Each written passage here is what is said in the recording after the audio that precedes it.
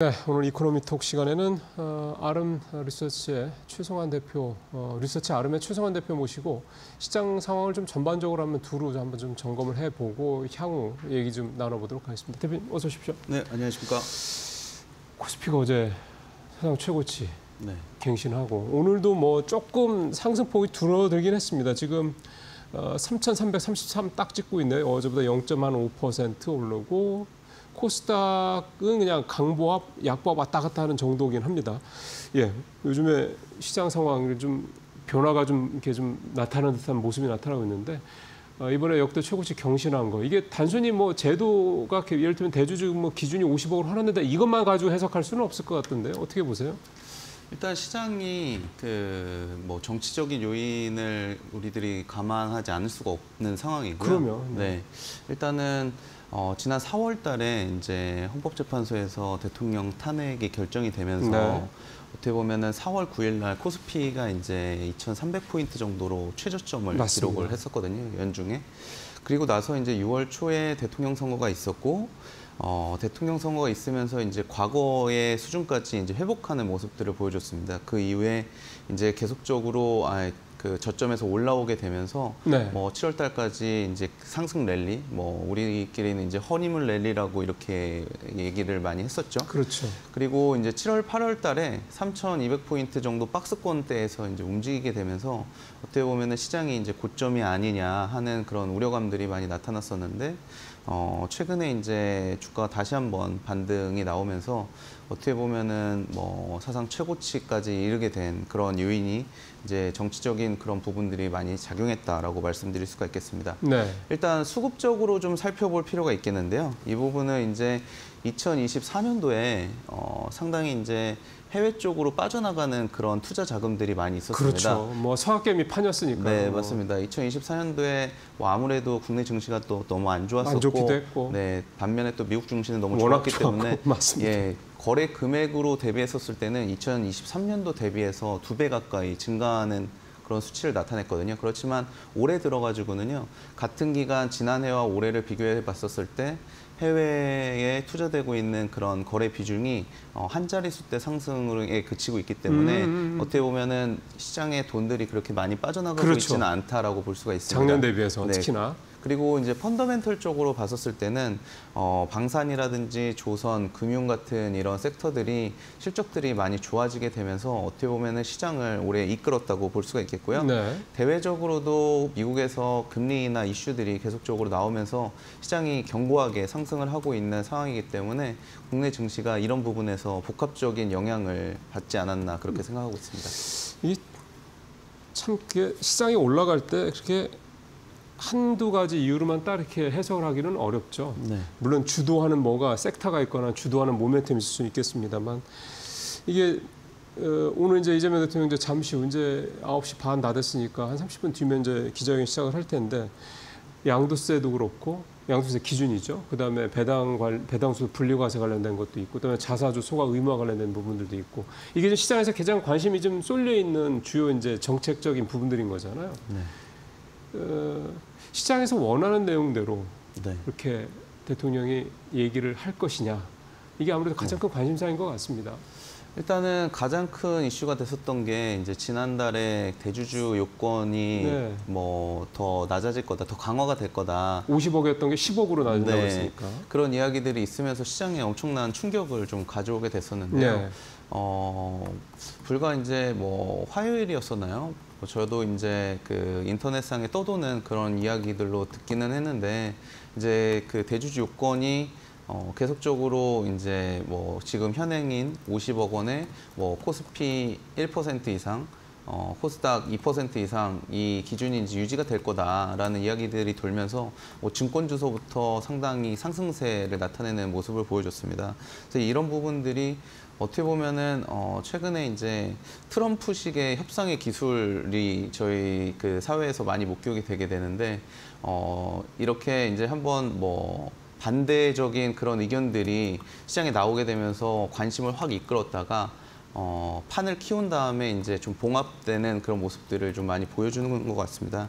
이번 양도세 유예 그리고 뭐 배당 관련된 분리과세 같은 부분들은 기존에도 다 이제 한다고 했었던 부분들이었기 때문에 네. 이런 부분들이 이제 오늘 뭐 대통령의 입으로서 이렇게 공표가 된다고 하면 시장에서는 이게 진짜 이런 그 기조가 유지될 거다라는 그런 생각을 가질 수 있겠고, 반면에 이제 시장적인 부분에서는 며칠 전에 이미 이런 이슈들이 시장에 반영이 됐고, 그리고 주가가 오른 부분들이 있기 때문에 단기적으로는 이제 뭐 세론이라고 하는 발표된 이후에 시장이 좀 빠지고 조정을 받는 그런 모습들을 보일 수는 있겠지만 선반영 됐으니까. 네. 그렇지만 이제 정책적인 그런 흐름이 주식시장에 상당히 우호적인 태도를 취하고 있다라고 하는 그런 스탠스들을 확인할 수 있는 그런 발표이기 때문에 그렇겠죠. 예, 장기적으로는 상당히 긍정적인 모습을 보여줄 수 있다 이렇게 말씀드릴 수가 있겠습니다. 예, 그러니까 사실은 7월 말에 세제 개편안 내년도 거 나오고 나서 거기에 이제 사실은 여러 가지가 있는데 그 중에서 이 주식 양도세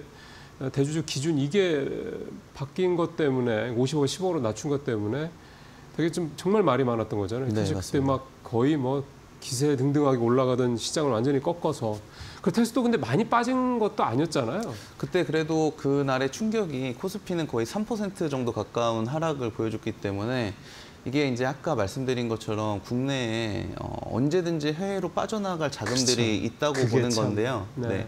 이제는 누구나 쉽게 이제 해외 투자에 참여를 할 수 있지 않습니까? 그렇기 때문에 국내의 어떤 그런 그 자본을 유인할 수 있는 요인들이 좀 적다고 한다면 언제든지 빠져나갈 수 있는 금액들이기 때문에 수급적인 측면에서 그런 충격을 좀 가져왔다라고 볼 수가 있겠습니다. 지금 그 수급적으로 그렇게 풀어서 말씀을 하시니까 문득 드는 생각이 사실 또 대통령이 시장과 관련해서 했던 얘기 중에 하나가 코스피 5천 얘기도 물론 있지만 또 하나가 우리나라의 자산이 너무 부동산 시장에 지금 집중돼 있기 때문에 부동산에 몰려있는 이 시중 자금 유동성을 주식시장 쪽, 주식시장 등 하여간 이쪽으로 좀 유도를 좀 끌어들여야 된다는 얘기를 여러 차례 했었단 말이에요. 네. 근데 그런 거랑 비교해 본다고 그러면은 네. 부동산에 들어가 있는 지금 부동산은 지금 분위기가 물론 뭐 서울 수도권에 한정되긴 합니다만 여전히 지금 뜨겁단 말이에요. 게다가 금리도 더 네. 내려갔지 올라갈 여지는 별로 없는 상황이고. 네. 그러니까 부동산 쪽에서 돈이 이 주식시장 쪽으로 빠져나와야 될 별로 메리트가 없는 상황이었다 보니 이게 뭔가 제도적인 측면에서 정말 그쪽에 집중되는 돈이 나오게 하려면 말씀하신 대로 제도들이 시장에서 원하는 대로 그렇습니다. 네. 개선되지 않으면 요원한 일이 될 수밖에 없다. 네. 맞는 말씀입니다. 네. 자, 그다음에 하나 더 좀 시장 관련해서 여쭤봐야 될 게 6월 달, 7월 달에 주시장의 상승폭은 뭐 진짜 엄청났습니다. 30% 이상 주가가 확 올라 버렸으니까. 네. 오늘도 어제 기준으로 보니까 코스피의 상승률이 38%로 네. G20 중에서 뭐 단연 넘버원이더군요. 네. 그럼 이제 그때만큼 이제 이번에 말씀하신 대로 이제 정부 쪽에서 나오는 그런 얘기들이 시장 친화적인 내용대로 된다고 했을 때 전제하고 6, 7월과 같은 그런 탄력을 과연 시장이 보여줄 수 있을 것이냐라는 부분도 한번 짚어볼 필요가 있을 것 같습니다. 네. 일단은 우선적으로 뭐 대외적인 변수가 이제 9월 17일 날에 있을 금리 FOMC 문제. 회의에서 금리가 이제 어느 정도 뭐 떨어뜨릴 수 있을 것이냐 하는 그런 이야기들이 있을 텐데요. 아, 그럼 25bp가 네. 아니라 50bp가 될 수도 있다. 그러니까 25bp를 시장에서는 많이 기대를 글쎄 하지만 말입니다. 이제 어제 나왔었던 그 PPI 또 그 비교적 수준도 예. 이제 예상치는 전월 대비해서 0.3% 상승하는 것으로 맞습니다. 나왔었지만 실제로는 0.1% 마이너스로, 예. 하락으로 예, 나타났고요. 맞습니다. 이런 부분들은 생산자 물가가 원래는 소비자 물가가 오른 만큼 올랐었을 거라는 시장의 예상치를 상당히 하회하는 것이고, 이거는 트럼프 정부에서 계속적으로 금리 인하 압박의 그런 근거로 활용이 될 수가 있거든요. 그렇죠. 그리고 며칠 전에 이제 그 노동통계부에서 이제 그 취업자 숫자를 많이 이제 과대 계상이 돼가지고 이런 부분들의 발표가 좀 문제가 된 적이 있었거든요. 그러니까요. 네, 이게 이제 노동통계국이 매 월마다 일자리가 얼마나 늘었는지를 발표를 하는데. 며칠 전에 이제 2024년도 4월서부터 2025년도 3월까지 미국 내 일자리가 이전에는 179만 개가 증가했을 했었다고 발표를 했는데 작년 4월부터 올해 3월까지 네, 1년이죠. 179만 개가 증가를 했다고 발표를 했었는데 사실은 88만 개 증가한 것에 그쳤다라고 이렇게 발표를 다시 수정을 했거든요. 그렇죠. 반토막이에요. 네. 정말. 근데 이런 부분들은 원래 이제 발표했었을 때는 표본 조사에 기반을 해서 발표를 하게 되지만 1년이 지난 이후에 집계를 할 때는 실제 급여 지급 기록으로 가지고서 그렇죠. 발표를 하기 때문에 이번에 발표된 것이 이제 정확한 숫자다라고 볼 수가 있겠거든요. 근데 네. 이런 부분들도 어떻게 보면은 시장이 생각했었던 것보다 그렇게 좋지 않다. 지금 빨리 경기 부양을 해야 된다. 돈을 풀어야 된다. 이런 어떤 트럼프 정부의 그런 정책과 이제 정책을 뒷받침해주는 그런 데이터로 활용이 될 수가 있거든요. 그래서 네. 지금 말씀드린 뭐 생산자 물가지수 PPI와 노동통계국에서 발표한 이런 취업자 수 추이 같은 부분들이 어떻게 보면은 이번 FOMC 회의를 좀 압박할 수 있는 그런 수단으로 작용할 그러게요. 거다라는 그런 생각들이 좀 있거든요. 그래서 시장에서는 25bp를 많이들 전망을 하고 있었지만 어떻게 보면은 뭐 50bp까지도 가능성이 없지는 않다라고 말씀드릴 수가 있겠고 이런 부분들은 이제 10월 달에 있을 FOMC가 한 번 더 있거든요. 그래서 네. 이 부분까지 좀 지켜본다고 했었을 때는 장기적으로 금리 하락 흐름으로 갈 확률이 높고 그런 부분들이 이제 비컷에 대한 기대감들도 좀 높일 수 있기 때문에 시장에는 아무래도 좋은 그런 그 모습들로 나타날 수 있을 것 같습니다. 그런데 이제 한 가지 이제 조금 저희가 좀 아쉽게 생각할 수 있는 그런 부분들은 네. 이제 10월 달에 우리나라가 빅 이벤트 에이펙 연휴가 정상회담. 에이펙도 있지만 그 전에 이제 그 추석이라는 긴 연휴가 있지 그쵸, 않습니까? 그쵸. 그렇기 이번에 때문에 엄청 길죠 또. 네. 거의 한 10일 정도가 되기 때문에 이런 부분들이 이제 투자자 입장에서는 상당히 투자를 보수적으로 할 수밖에 없는 부분을 네. 그리고 시장이 너무 지금 또 올라와 있는 맞습니다. 상황이기 때문에 그 10일 동안에 어떤 일이 일어날지 모르고 또 우리들도 그 이유를 또 대비를 해야 돼서 그런 부분들이 이제 좀 현금을 비축해 둘 수 있는 그런 어떤 요인으로 작용하기 때문에 네. 어떻게 보면은 이런 연휴가 시장에는 좀 그렇게 도움이 되지 않는 연휴지 않을까 저는 좀 그렇게 생각하거든요. 그래서 네. 이제 9월 말 정도서부터 좀 이런 조정들이 좀 나타나게 되면서 추석 지나고 한번 시장을 다시 봐야 되지 않나 이렇게 생각하고 있습니다. 그 JP모건도 그렇고 몇 군데서 금리 인하하면 그게 오히려 경기 둔화에 대한 우려가 커지면서 세론이 나올 것이다. 지금 말씀하신 네. 대로 좀 뉴욕 시장 뭐 예를 들어 나스닥이라든가 S&P는 뭐 좀 연일 사상 최고치를 경신하는 그런 흐름이었으니까 세론이 나올 것이다라고 하는 시각도 있기는 하더라고요. 물론 네. 소수 의견인 것 같긴 합니다. 지금 전체적으로 분위기는 엄청 뜨겁고요. 대표님은 뭐 그렇게 생각하지는 않으시는 거고요. 일단 뭐 장기적인 추세가 금리 인하 시기로 가고 있는 상황이고 그 금리 인하를 이제 이번에 처음 하는 거지 않습니까? 최근에 들어가지고는요. 올 들어 처음인 거죠, 그렇죠? 네, 이제 이번에 9월 달에 하게 되면요. 네, 말로만 이제 많이 무성했었는데 이런 부분들이 이제 실제로 시장에 나타나는 부분이고 10월 말에도 이제 FOMC 회의가 있기 때문에 이런 부분까지 감안했었을 때는 이제 장기적인 금리 하락 추세가 이어질 것으로 판단하기 때문에 그렇죠. 올해는 아무래도 뭐 추석이 지나고까지는 시장이 좀 괜찮을 거라고 보여지는데 이제 단기적인 그런 어떤 움직임들을 견딜 수 있는 그런 투자자분들은 이제 장기 투자를 하시겠지만 이제 단기적으로 매매를 하시는 분들에 한해서는 추석이 어떻게 보면은 상당히 뭐 좀 보수적인 시각을 갖게 네. 되는 그런 요인이 되지 않을까 이렇게 보고 있고요. 뭐 시장 같은 경우에는 우리나라가 이제 앞으로 뭐 3,000포인트를 넘어서 5,000포인트를 가려고 한다면 아무래도 가장 큰 시장이 이제 반도체 시장이 그렇죠. 좀 커져야 될 필요가 있다고 보고 있는데 이런 부분들에서 이제 삼성전자의 그런 실적 탄력성이 언제쯤 이제 보여줄 수 있을지에 대한 그런 게 이제 뭐 우리들이 봐야 되는 관전 포인트가 아닌가 이렇게 생각하고 있습니다. 오늘도 리포트 나온 거 하나 보니까 삼성전자가 3분기에는 영업이익이 10조 원을 다시 넘을 것이다 이런 얘기가 나오는 거 보면 되게 이제 2분기가 어떻게 보면 삼성전자 실적에는 확실한 바닥이었던 것 같고 네. 3분기부터는 눈에 띄는 뭐 V자 톤을 하늘 거라는 게 이게 사실은 뭐 1, 2조에서 10조는 이거는 틀려도 너무 틀리는 거거든요. 만약에 네. 안 맞는다고 그러면. 그러니까 그만큼 이제 좋아진다는 쪽으로 삼성전자 확실히 보는 것 같습니다. 자, 이제 섹터 얘기를 조금 해봐야 되거든요. 지금 반도체 말씀을 마침 하셔서요.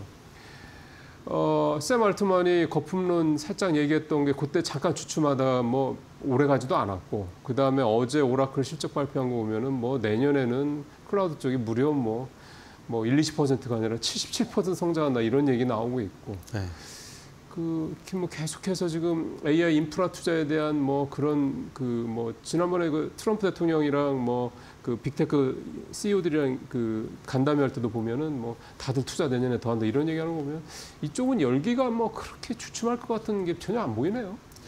일단은 그 AI 분야는 어떻게 보면 이제 샘 알트먼이 얘기했었던 부분은 AI 서비스 부분이 상당히 좀 거품이 있다라는 이야기들을 했었던 것 같고요. 네, 네. 뭐 GPU나 이런 인프라 투자와 관련된 부분들은 엄청나게 지금도 투자가 되고 있고 이러는 부분이기 때문에 네. 실적들은 상당히 좋아지고 있는 것 같습니다. 뭐 우리나라만 하더라도 과거에 이제 초고속 인터넷을 막 깔고 그 이후에 이제 여러 가지 그런 서비스 기업들이 나타난 것처럼 지금은 이제 이런 인프라를 깔고 있는 과정이 그렇죠. 있는 상황이다라고 이해를 하시면 될 것 같고요. 이런 부분들이 이제 엔비디아 실적을 통해서 나타나고 있고 뭐 반도체 시장 업종을 주도하고 있는 네. 회사가 바로 이제 엔비디아라고 보시면 될 것 같습니다. 엔비디아가 어떻게 보면은 올 3분기 실적도 전년 동기 대비했었을 때 또 100%가량 성장할 것으로 예상이 되고 있고 3분기예요. 네, 그게 이제 컨센서스로는 351억 달러로 측정이 되고 있고 전년 동기 대비 94% 수준입니다. 이야, 엄청나네요. 네, 아직도 그런 공룡 그러니까요. 기업이 그렇게 성장하고 있다는 게 이제 대단한 거라고 보실 수가 있겠고요. 이게 이제 매출액으로 따지면 우리나라 돈으로 이제 49조 원 정도가 됩니다. 네. 반면에 삼성전자의 올 3분기 매출액 컨센서스가 74조 원이거든요. 어떻게 보면은 이제 엔비디아보다도 매출액이 더 높다라고 볼 수가 있습니다. 하지만 이제 삼성전자 같은 경우에는 올해 이제 매출액 성장률은 지난해 동기와 거의 비슷한 수준이 될 것으로 보고 있고 SK 하이닉스 같은 경우에는 22조 원으로 전년 동기 대비 35% 정도 성장할 것으로 보고 네. 있습니다. 그래서 어떻게 보면 이런 엔비디아의 상승세를 따라가고 있는 그 성장세를 따라가고 있는 회사는 이제 SK 하이닉스라고 볼 수가 있겠고, 그렇죠, 그렇게 봐야죠. 네, 이런 네. 부분들이 어떻게 보면은 뭐 HBM 이런 블랙엘과 관련된 수혜들을 이제 많이 보고 있다라고 볼 수가 있습니다. 그래서 삼성전자가 여러 사업 부분들이 있지만 이제 반도체 사업 부분에서 실적을 더 내기 위해서는 이 메모리 부분의 그런 성장도 중요하겠지만 HBM과 같은 이런 GPU 관련된 그런 사업들의 매출이라든지 실적이 도드라지게 나타나는 그런 부분들이 이제 그런 시점들이 언젠지를 이제 체크해 두는 그런 포인트가 중요할 것 같고요. 저는 이제 삼성전자가 그래도 이런 전통적인 메모리 강자지만 아직까지 잘 견디고 있다는 거를 대단하게 생각하는 사람 중에 한 명인데요. 뭐 네. 인텔 같은 경우만 맞아요. 하더라도 네. 상당히 이제 어려움을 겪고 뭐 국비 지원까지 있을 정도로 이렇게 힘든 상황에서 잘 버티고 있고 그리고 삼성전자가 이제 뭐 그 HBM이라든지 이런 GPU 관련된 어떤 매출이 실적에 도움이 된다고 했었을 때는 분명히 반등할 수 있을 것으로 보고 있거든요. 네. 근데 지금 이제 엔비디아와 삼성전자의 이제 단순한 그런 비교를 간단하게 해보면 엔비디아가 이제 그 매출은 삼성전자보다 절반 정도 수준이지만 이익은 또 삼성전자 2배 정도를 가져가고 있거든요. 그리고 그런 부분들에서 이제 시가총액이 이제 엔비디아가 삼성전자의 10배가량 그렇죠. 이제 많게 되는 부분인데 어떻게 보면은 그렇기 때문에 삼성전자도 어떤 정도의 성장세만 보여준다면 충분히 이런 부분들을 만회해 나갈 수 있지 않을까 이렇게 생각이 들고 이런 부분들이 이제 시장에서 제대로 된 평가가 이어진다고 한다면 지금 뭐 3,300포인트를 넘어가지고 이제 네. 또 다른 레벨의 그런 지수를 우리가 한번 체감하지 않을까 글쎄요. 이렇게 생각하고 있습니다. 참 아이러니하네요. 어떻게 보면 이제 어떤 면에서 보면 반도체 전체로 봤을 때는 이제 경쟁사인 셈인데 삼성전자가 HBM4 이게 이제 엔비디아에 이제 확실하게 공급이 되고 그게 양이 늘어나고 뭐 이런 게 나와야 사실 삼성전자가 또 그런 위상이 더 바뀌는 이제 또 다시 개선되는 이런 상황이 될 거니까 참 어쩌면은 키를 또 엔비디아가 갖고 있는 게 아니냐 그런 생각도 좀 듭니다. 자, 이제 다른 쪽 얘기를 해보면 지난 6월 7일 강세장 때는 뭐 증권주를 비롯한 금융주, 그다음에 지주사들 이게 네. 이제 상승을 이끌었던 대표적인 섹터잖아요. 네. 뭐 조방원전 이 기존 주도주는 이제 차치하고. 근데 오늘 보니까 전체적으로 지주사도 뭐 그냥 나쁘지는 않은데 뭐 딱히고 증권주는 좀 파란 색깔이 들어가 있는 종목들이 좀 많아지고. 그러니까 네.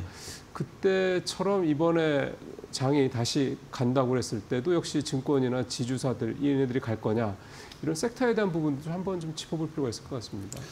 네, 금융권 섹터 같은 경우에는 네. 이제 뭐 기존에 이제 은행주나 뭐 이런 부분들이 있겠지만 저희들 같은 경우에는 이제 아무래도 금리나 수혜로 증권 섹터들이 상당히 좋아지게 되면서 증권 회사들의 실적들이 상당히 개선될 거다 이렇게 좀 보고 있고요. 그리고 이번에 이재명 정부 들어서 벤처 캐피탈에 대한 그런 어떤 투자 확대 그리고 뭐 보고펀드를 더 이제 확대 집행해야 되는 것이 아니냐 하는 그런 네. 이야기들이 많이 나오게 되면서 어떻게 보면은 이런 IB 쪽의 업무들이 상당히 많아지게 될 것 같습니다. 그래서 IB 쪽이. 네. 네. 그래서 이런 쪽의 수익들로 인해서 뭐 증권주에 대한 그런 실적 성장세는 꾸준하게 이어질 것으로 이렇게 판단을 하고 있고요. 네. 그리고 지주사 같은 경우에는 지난해부터 이제 밸류업 정책이 시작되면서 저평가되어 있는 섹터로 많이들 거론이 됐었고, 맞습니다. 이런 부분들에서 이제 그 반등이 이어져 오다가 최근에 이제 이재명 정부 들어서는 주주 환원 정책 그리고 지배구조 개편 등이 그 진행이 될 거다라는 그런 기대감에 인해 가지고 이제 주가들이 많이 올라왔었는데 이런 부분들이 어떻게 보면은 뭐 오늘 이제 발표를 통해서 지배구조 개편 같은 그런 시행령들이 이제 좀 나오게 되면서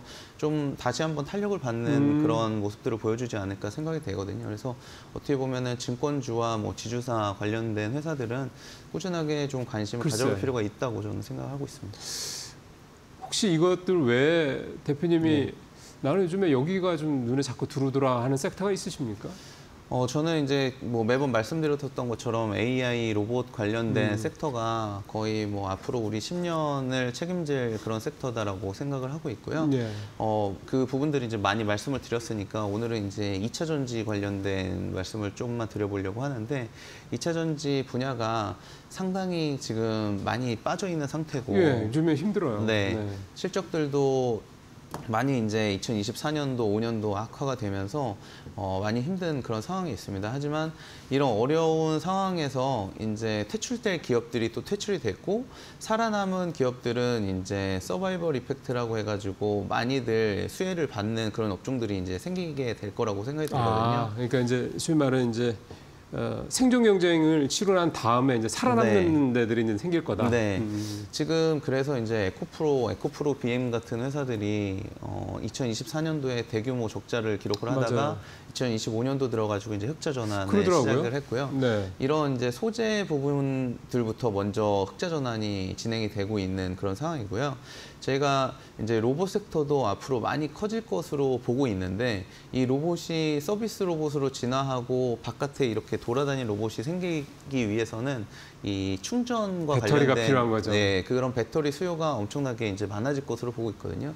그래서 배터리 쪽은 굳이 이제 전기차뿐만이 아니라 이런 로봇 쪽 수요 그리고 최근에는 이제 ESS 쪽 수요들이 많이 진행이 되고 있기 때문에 바닥은 좀 친 것이 아닌가 하는 생각이 있고 이게 주가에 반영되는 시점이 어딘지 이제 판단은 되지는 않지만 저평가되어 있는 것은 분명하고 맞습니다. 이제 실적이 좋아지는 회사들이 나오고 있기 때문에 어떻게 보면은 그런 업체들 위주로 이제 재평가가 네. 가능하다라고 볼 수가 있겠습니다. 그래서 네. 수요도 지금 증가하고 있고 또 가격적인 측면에서도 중국에서 그 CATL의 그 리튬 광산을 이제 그 제한하는 그런 조치들이 발표가 되면서 리튬 가격이 최근에는 또 좀 떨어지긴 했지만 8월 달에 또 한 번 많이 올랐었거든요. 그렇죠. 그래서 이런 부분들이 어떻게 보면은 가격을 좀 높이는 그런 요인으로 작용할 수가 있기 때문에 이런 가격적인 측면과 수요적인 측면에서 2차 전지 관련된 기업들이 상당히 지금 좀 저평가되어 있다라고 말씀드릴 수가 있겠습니다. 그러게요. 참 2차 전지는 정말 애증입니다. 애증. 참 네. 갖고 계신 분들도 많으시고 이제 점점점 이제 가까우는 거는 분명한 것 같다는 말씀을 좀 드릴 수가 있겠고 시간이 지금 한 얼마 안 남아서 이거 짧게 하나만 아주 짧게 여쭤보면 SOFC라는 거 있잖아요. 산화물 고체 산화물 수전의 전지. 이게 요 며칠 되게 핫하던데 이거는 유행입니까? 아니면 이게 ESS 이상으로 뭔가 이렇게 할 만한 그런 여지가 있는 겁니까? 네, 제가 그 부분은 이제 스터디가 많이 안 돼 있어서 뭐 말씀을 못 드리겠지만 ESS 쪽의 시장이 앞으로 많이 커질 것이고 그쵸. 그 부분에서 이제 좀 발전된 기술로 알고 있거든요. 그래서 이런 부분들이 어떻게 보면은 뭐 시장은 상당히 이제 차세대 전력, 전지 이런 것들을 또 좋아하기 때문에 그런 부분에서 지금 당장의 뭐 모멘텀으로 작용하는 것이 아닌가 이렇게 생각하고 있습니다. 예. 참 필요하니까 시장에서 필요로 하니까 계속 기술 개발이 좀 되는 것 같습니다. 오늘 최성환 대표님과 시장 얘기 나눠봤습니다. 말씀 잘 들었습니다. 네, 감사합니다.